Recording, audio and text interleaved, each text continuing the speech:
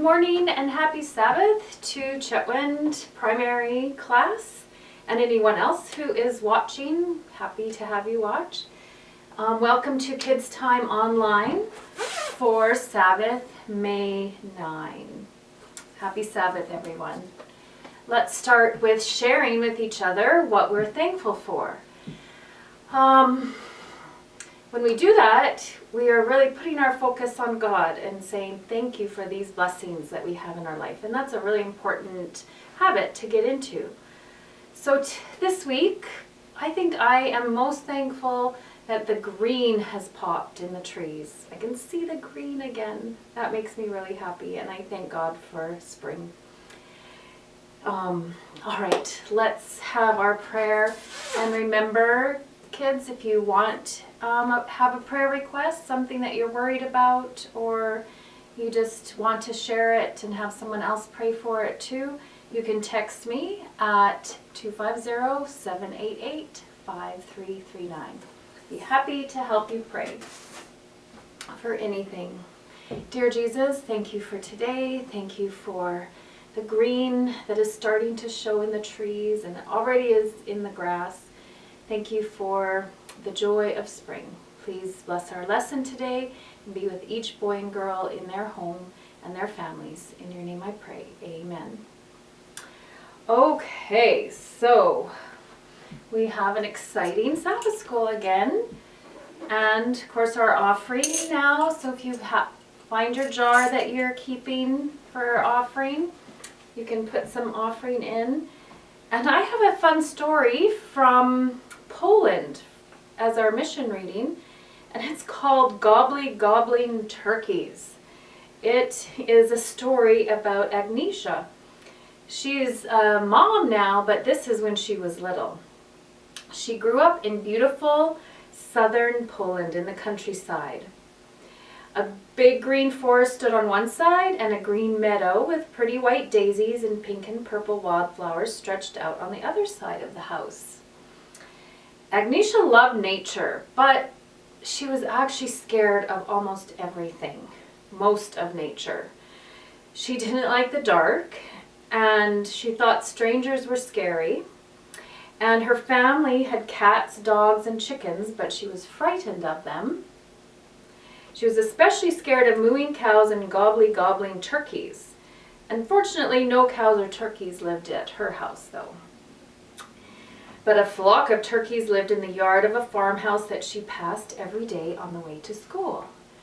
Now, Agnieszka loved school, and she actually loved walking the 20 minutes to school every day.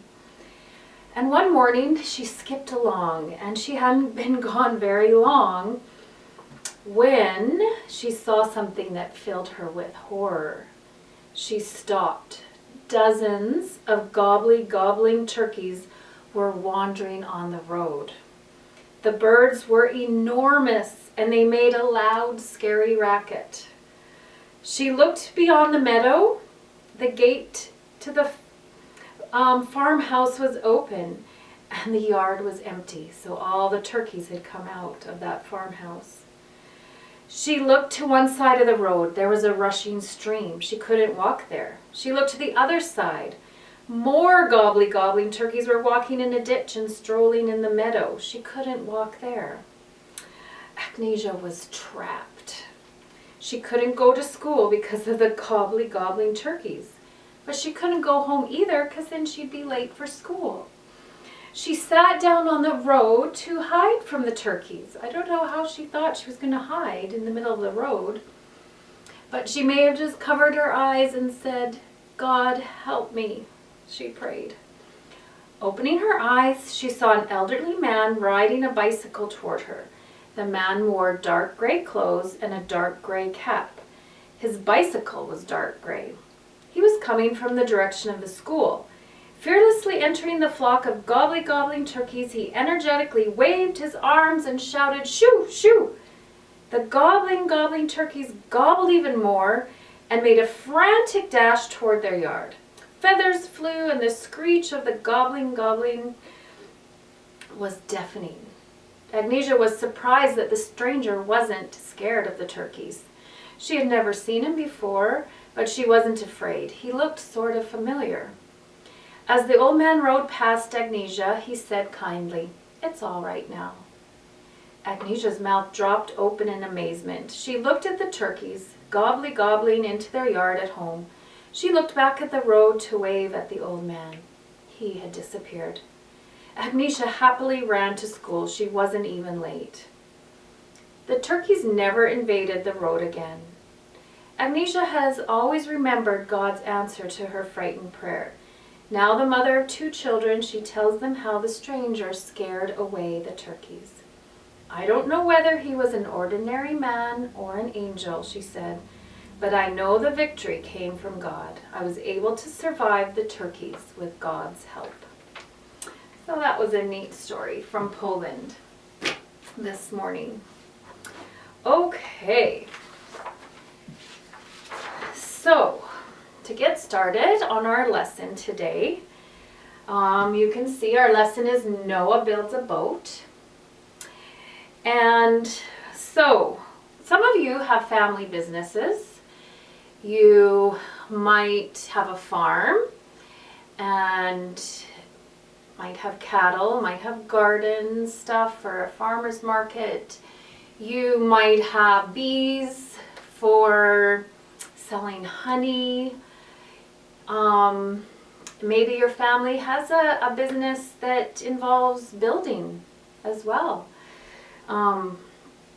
Or your family business is taking care of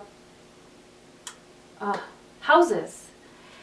And there's lots of different family businesses. Our story today is sort of about a family who had a business. And you can see my sign here, if you can read it. It says Noah and Sons Boat Builders.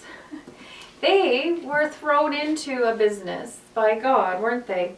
And that is their business sign. So at home, I wonder if you can take your paper and markers and crayons and you can make a sign.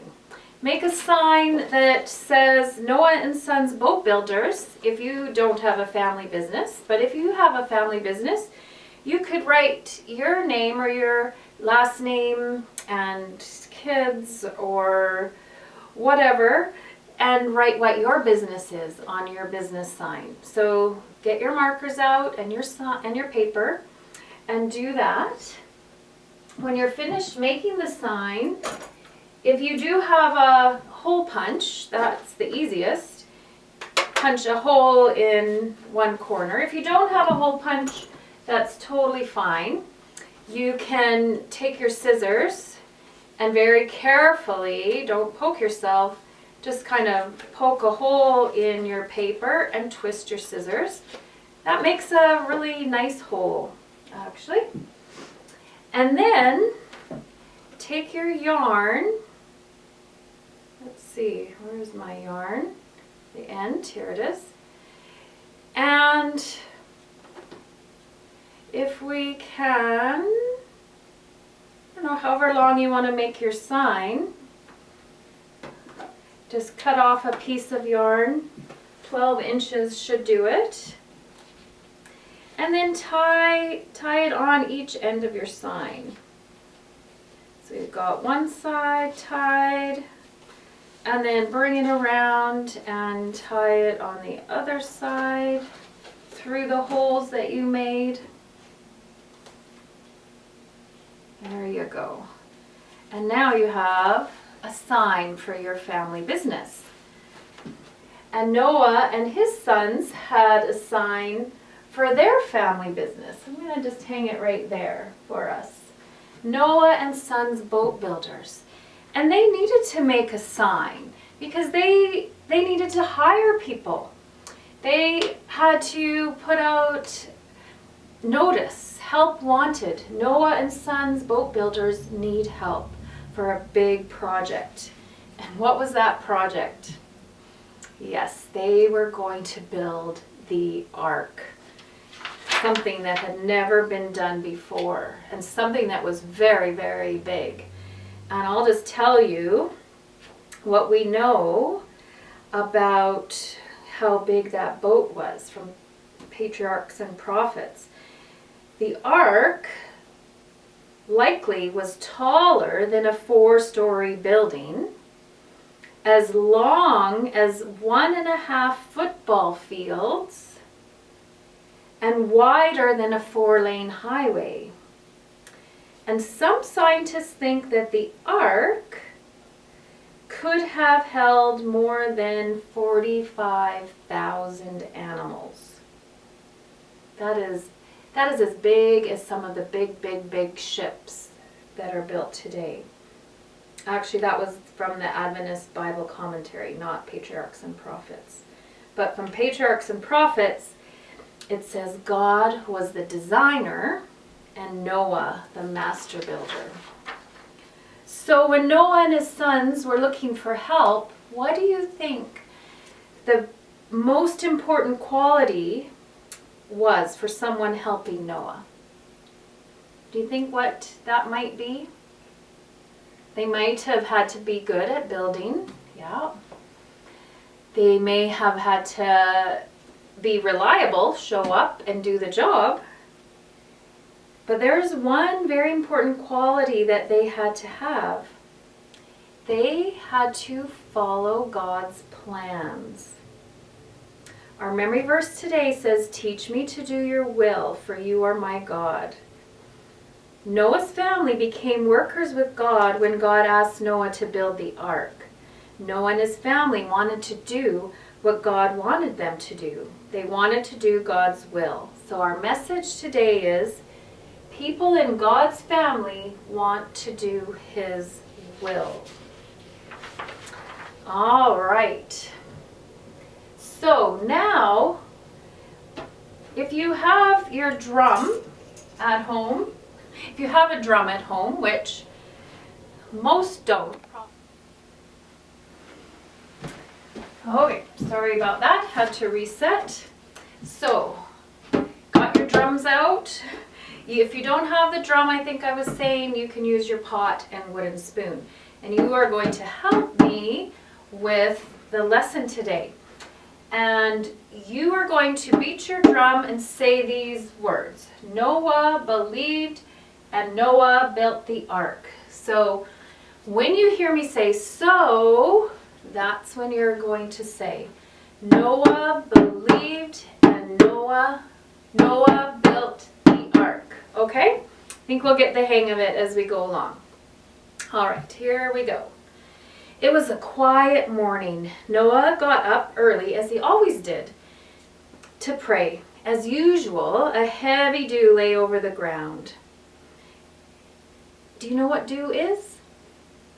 It's the drops of water that are on everything outside in the morning. So if you get up early and everything's wet and it hasn't rained, that's the dew. Noah looked across the hills at the city. The city was a scary place. People killed each other. People robbed each other. This wasn't the kind of life God had planned for His people. What had gone wrong?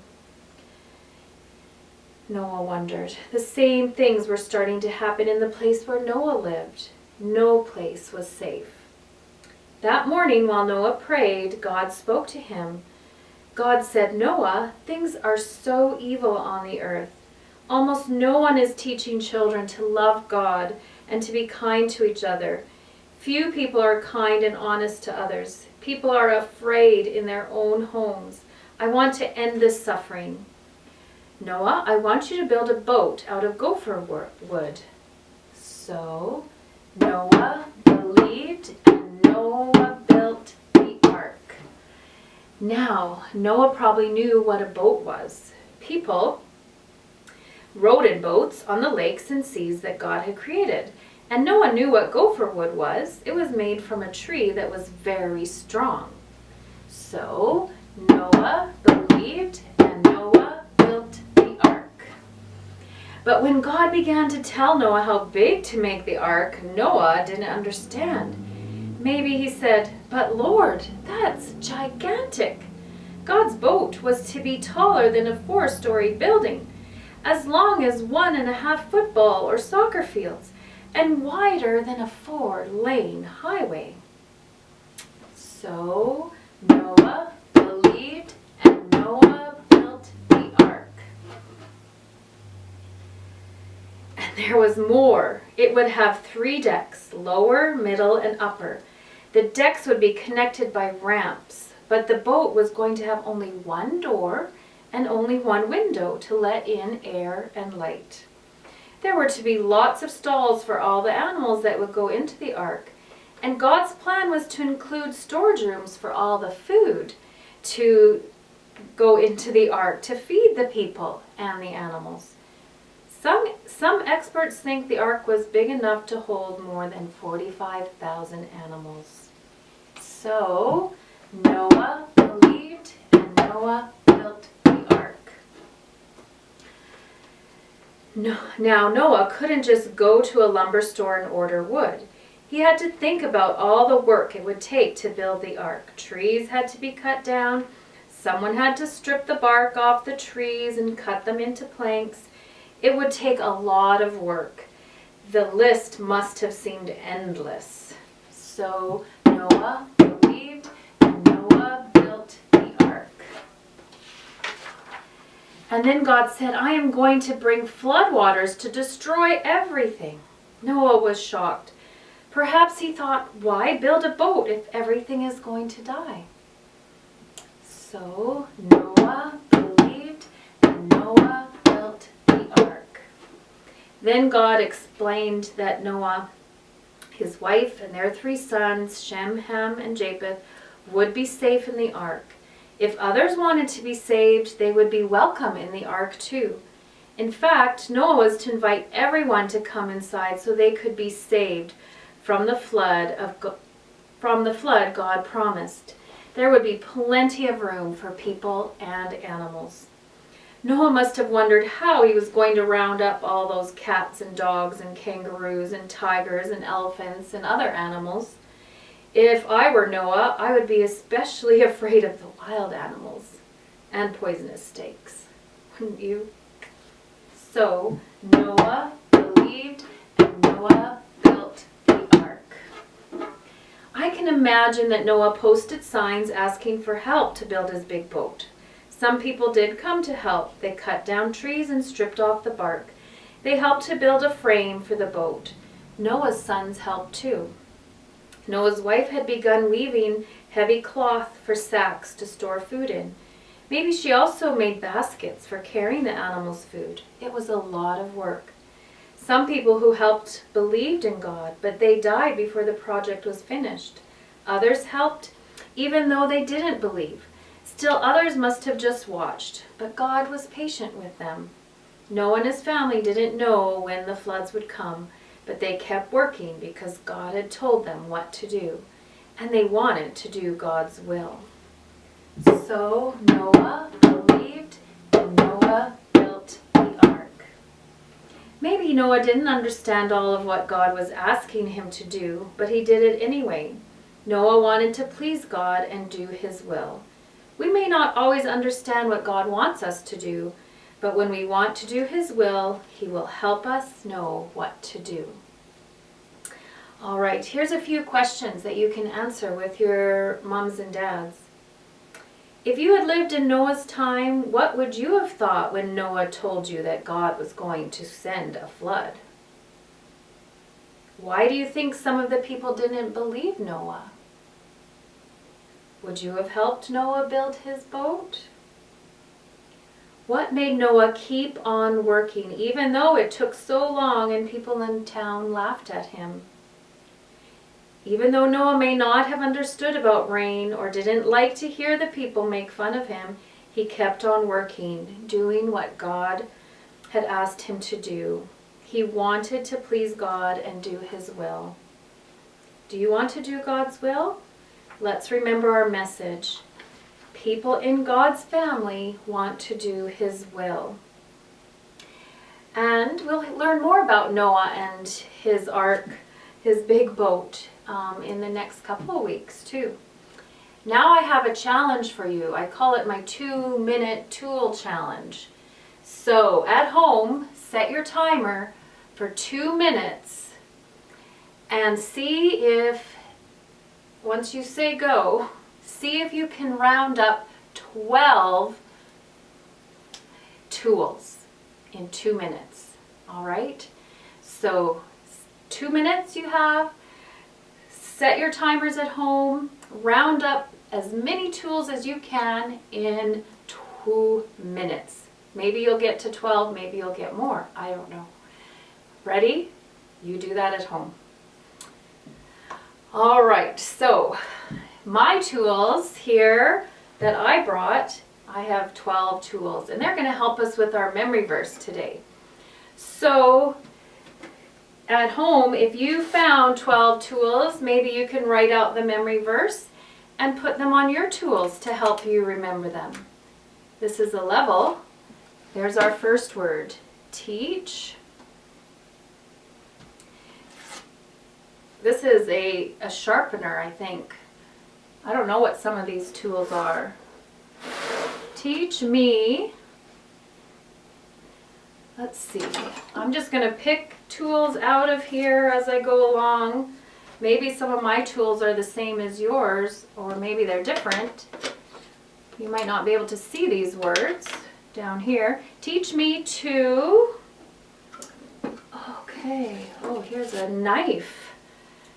X-Acto knife, that's nice. Some of these tools Noah would not have had. All right, I'll just keep going here with my tools. Let me open that up, make it a little easier. This is an old saw. They did have to do a lot of cutting, didn't they? All right. So we have teach me to do your... There's a little tool. I don't know if they have these little wrenches. Will. Oh dear, you're not going to see the words very well, I don't think. You'll just have to trust me. Here's a splitting wedge, I believe. I bet they had something like that. Oh, I'll do it this way. 4. There we go. 4. Here's another type of saw. You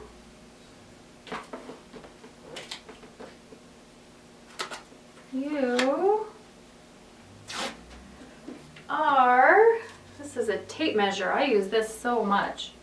Are helps keep things where you want them. My,